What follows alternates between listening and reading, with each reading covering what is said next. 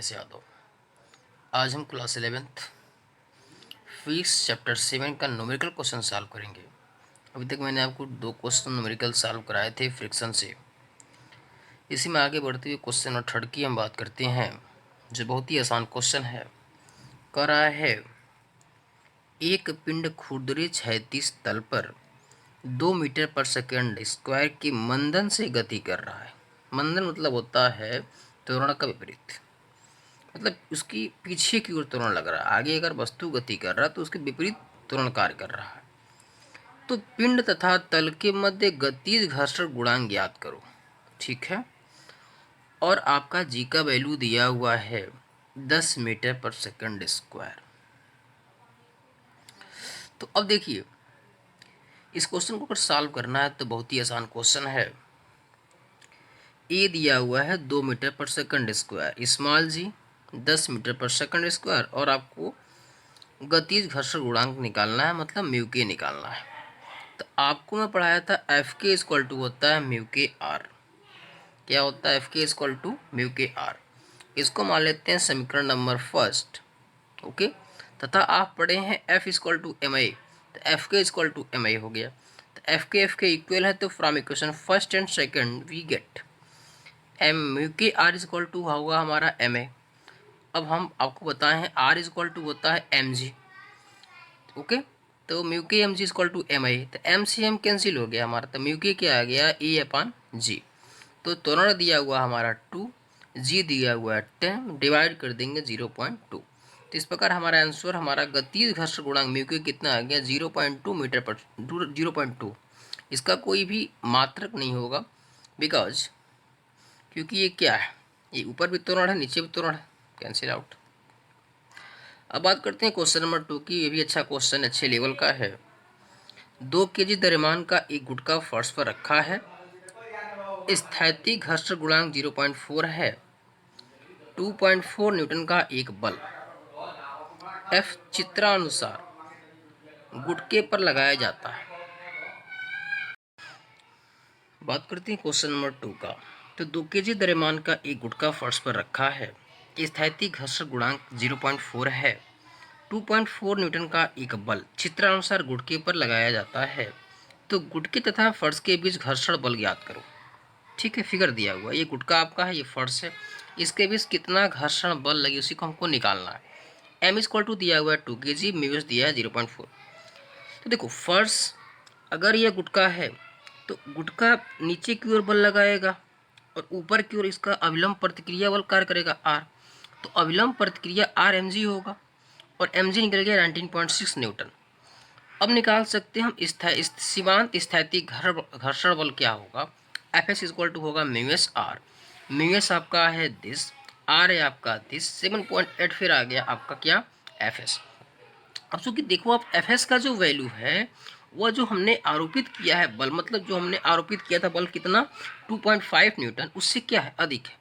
अतः गुटका हमारा क्या होगा, जब ज़्यादा बल पीछे की ओर लग रहा है तो गुटका हमारा चलेगा ही नहीं, गतिशील होगा ही नहीं। तो इस अवस्था में क्या होगा कि गुटके और फर्श के बीच कितना घर्षण बल कार्य करेगा 2.5 न्यूटन ही बल, उतना ही कार्य जितना बल मैंने लगाया। ओके, चलिए अब बात करते हैं नेक्स्ट क्वेश्चन की। तो नेक्स्ट क्वेश्चन क्या है हमारा, 36 से 30 डिग्री पर झुके आनत तल में एक पिंड नीचे की ओर खिसक रहा है। यदि पिंड तथा तल के मध्य गतिज घर्षण गुणांक करड़ी में 3/4 हो तो पिंड के खिसकने का त्वरण ज्ञात करो। ठीक है, फिगर सबसे पहले समझिएगा।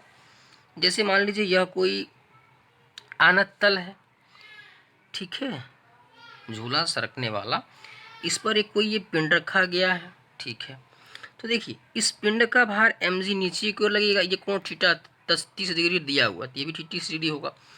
तो देखो आपका एम जी का 2 घटक, इसका इसका ऊपर की ओर बल आर कार्य करेगा। तो देखो इस एम जी के 2 घटक होंगे, एक एम जी कॉस थीटा और एक एम जी साइन थीटा। तो जो कोण सटा वो कॉस मिलेंगे, तो एम जी कॉस 30 हो गया, ऊपर एम जी, ऊपर नहीं इधर यहाँ एम जी साइन 30 डिग्री, ऊपर आपका आर है, और इधर की ओर एफ के लगेगा। क्यों एफ एस नहीं लगेगा, बिकॉज हमारा जो पिंड है नीचे की ओर खिसक रहा है, सरक रहा है।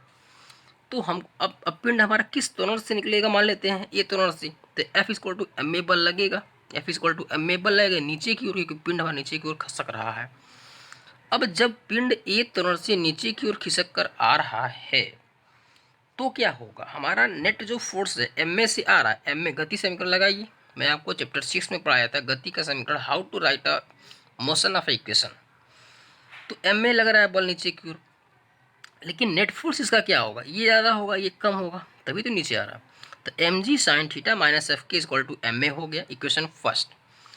आप आर इक्वल टू देख रहे हो कि आर जो बैलेंस किया है इसको बैलेंस किया एम जी कॉस थीटा को, तो R equal to M G cos 30 हो गया इक्वेशन 2। अब देखो गतिज घर्षण बल एफ के इक्वल टू क्या होता है, म्यू के आर होता है, एंड आर इक्वल टू होता है, आर इक्वल टू देखो आप M G cos 30, M G cos 30 कहाँ से रखा, फ्रॉम 2 से रख दिया।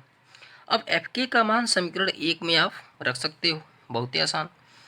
अब देखो यहाँ से आप जब रखोगे, कहाँ रखोगे, एफ का मान समीकरण 1 में रख दो, एफ के है दिस, रख दिया है दिस, हर जगह एम एम कॉमन है, एम से एम कैंसिल हो गया, आपका बचा जी sign 30 minus mu K G cos 30 equal to A क्या हो जाएगा आपका, जी आपका है 10 sine theta 1/2 minus minus, and this is 10 and this is √3/2, then 2 5 जा, एंड आप करणी में 3 करणी गुणा कराएंगे तो आपको हो जाएगा 3 3 होगा, 3 5 15 4, सॉल्व कर देंगे, सिंप्लीफाई कर देंगे आप, तो आ जाएगा 1.25 मीटर पर सेकंड स्क्वायर। मतलब जो हमारा गुटका है लकड़ी का वो 1.25 मीटर पर सेकंड के वेग से क्या होगा, नीचे की ओर खसकेगा। अब नेक्स्ट क्वेश्चन बात करते हैं, यदि घर्षण कोण क्या हो, cos इनवर्स 4/5 हो तो स्थैतिक घर्षण गुणांक का मान ज्ञात करो। मतलब हमको निकालना है theta S, mu S, sorry क्या निकालना है, म्यू एस।